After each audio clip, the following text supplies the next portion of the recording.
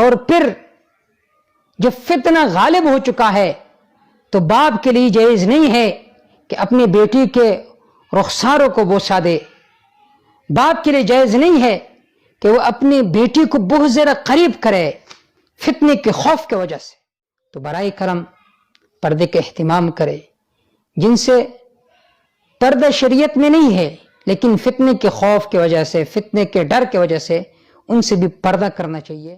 ایک بھائی کا سوال یہ ہے کہ اس نے اپنے بیٹی کو چھوا ہے، آیا اس سے اس کی بیوی اس پر حرام ہو جاتی ہے یا نہیں؟ الجواب، سب سے پہلی بات ذہن میں رکھے، یہ فتنے کا زمانہ ہے، فتنے کا زمانہ.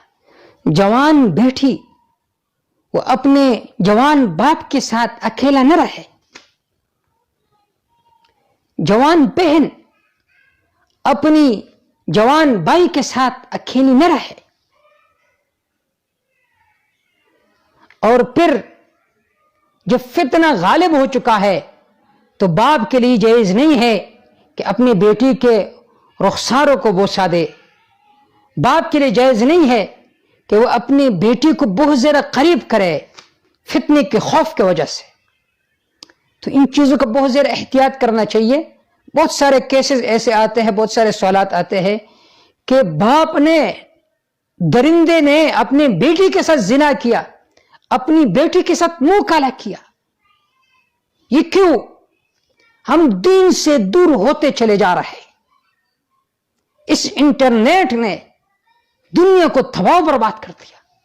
جس طرح انٹرنیٹ اور سوشل میڈیا کے مثبت فوائد موجود ہے تو منفی بھی بہت زیادہ ہے. تو برائے کرم، ٹھیک ہے رشتے میں وہ آپ کا باپ لگے گا لیکن فتنے کے خوف کی وجہ سے آپ ان سے دور رہیے. سسر، یہ ایک عظیم رشتہ ہے سسر کا، لیکن فتنے کے خوف کی وجہ سے بہت سارے کیسز ایسے آتے ہیں کہ سسر نے ایسا حرکت کیا کہ میں بتا نہیں سکتا، اپنے بہو کے ساتھ نعوذ باللہ زنا کیا. یہ کیوں؟ دین کی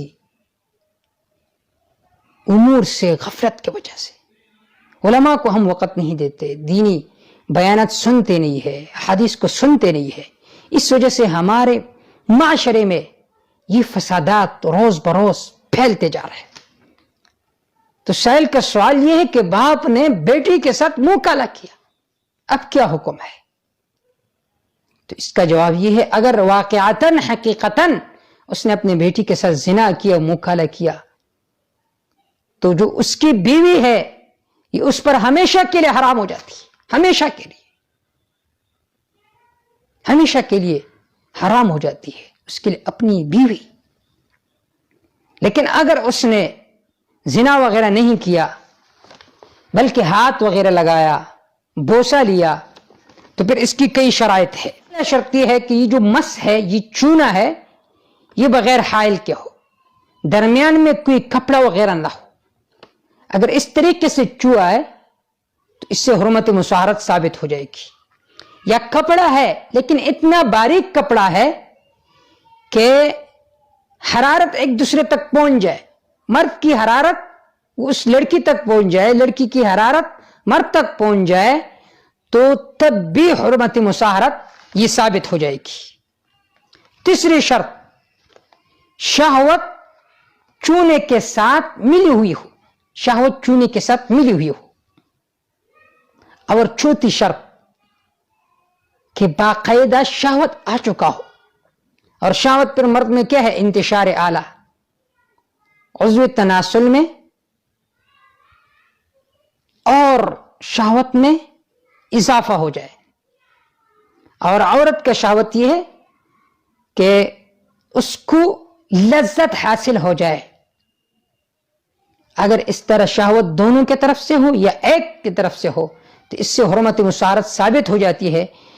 اس آدمی پر اپنی بیوی بھی ہمیشہ کے لیے حرام ہو جاتی ہے. اور ایک اور شرط ہے کہ شہوت سے پہلے انزال نہ ہوا ہو. اگر شہوت سے پہلے انزال ہو چکا ہے تب بھی حرمت مصاہرت ثابت نہ ہوگی.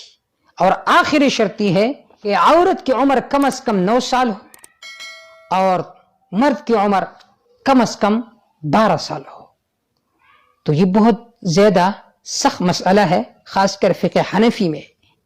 تو برائے کرم پردے کا اہتمام کرے. جن سے پردہ شریعت میں نہیں ہے لیکن فتنے کے خوف کی وجہ سے، فتنے کے ڈر کی وجہ سے ان سے بھی پردہ کرنا چاہیے تاکہ اس گناہ میں لوگ مبتلا نہ ہو جائے.